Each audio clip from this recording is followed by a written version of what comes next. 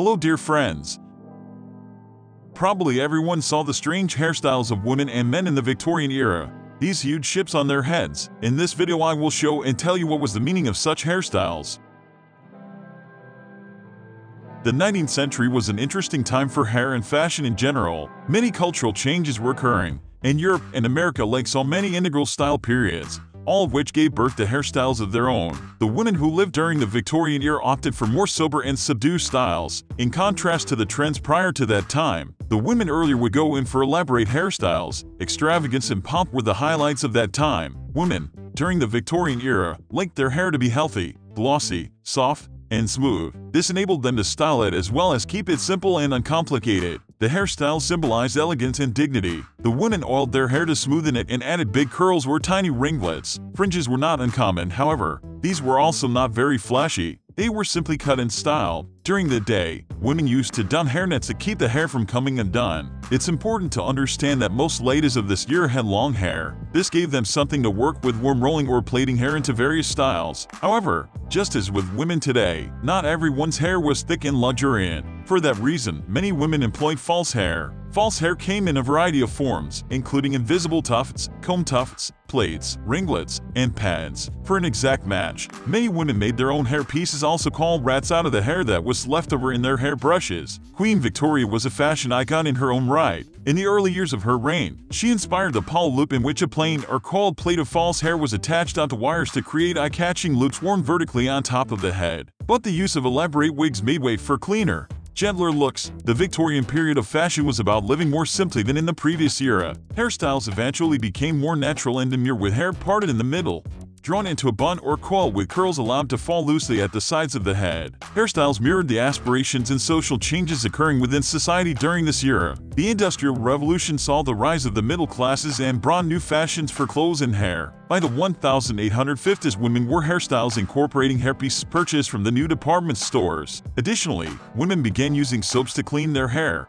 but this act would strip away oils, leaving the hair stringy and dry. Products to restore hair's luster included vegetable oil and even bear grease. Towards the end of the 19th century, the Marcel wave, invented by Marcel Greathouse curling iron, became a popular hairstyle that enabled the creation of a more natural-looking wave as opposed to a curl. Victorians associated hair with life and love. Therefore, it was traditional for women to incorporate lockets of hair into mourning jewelry after the passing of a loved one. In the Victorian era, a woman's hair was often thought to be one of her most valuable assets. Styles varied quite a bit throughout the nearly 7 decades of Queen Victoria's reign, with everything from simple middle parts to elaborate pieces made from human hair being in fashion. Accessories such as combs, pearls, hats, and bonnets each had their time in the spotlight throughout the 1800s. Victorians weren't as serious as people think they were, but they sure took their hair seriously. Scroll down and take a look at some of the different ways Victorian women wore their hair from the 1830s to the turn of the century. Hair was long in the Victorian age, extremely long. Haircuts weren't exactly a thing yet for women. They did occasionally trim split ends, or even singe them, but long hair was viewed as being ultra-feminine and desirable. We can find plenty of photos of women wearing their long, wavy hair down. However, loose hair wasn't something that respectable women would wear in public and was mostly a style used for the sake of art. Girls often wore their hair down, but were expected to begin wearing it up around the age of 15 or 16. More often than not, the women with long, cascading hair were models and actresses intended to depict intimacy and romanticism. When it comes to long hair, nobody could top the 7 Sutherland sisters. They became a national sensation in the 1880s because of their hair, 37 feet in total, and made a living doing musical performances with their hair down. They capitalized on it even further by producing a line of hair care products, and became quite rich. When the 1920s and the bob rolled around, they began to be ridiculed as unfashionable relics of the past and lost the public's eye. Long hair styled in an updo was a way most women, especially upper-class women, wore their hair during the 19th century. Neatness and cleanliness were important. Hairstyles also often reflected dress styles, with the entire silhouette of a woman being taken into account. To create more elaborate looks, women would use false pieces, usually made from human hair. These pieces were much easier to style and also added volume.